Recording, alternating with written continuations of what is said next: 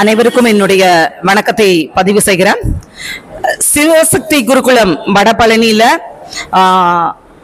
June மாதம் 2025 22 சாதனையாளர்களுக்கான சிங்கப்பெண் மற்றும் வீரமங்கை, இல்லத்தரசி, சமூக சேவையாளர் என்று 4 தலைப்புகள்ல தேர்வு செய்யப்பட்டது.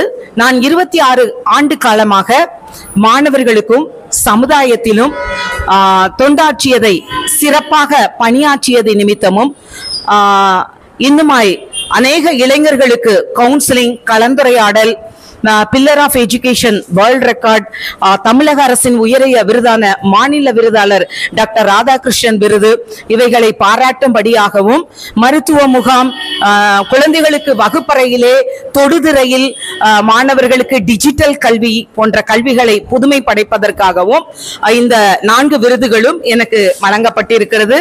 இதற்காக நான் சிவசக்தி குருகுலம் ஃபவுண்டர் அண்ட் ட்ரஸ்டி சிவசக்தி மேம்க்கும் மதிப்பிற்கும் மரியாதைக்கும் உரிய ஜானகிராமன் ஐயா அவர்களுக்கும் என்னுடைய நன்றியையும் வணக்கத்தையும் இந்த வேளையில பதிவு செய்கிறேன்.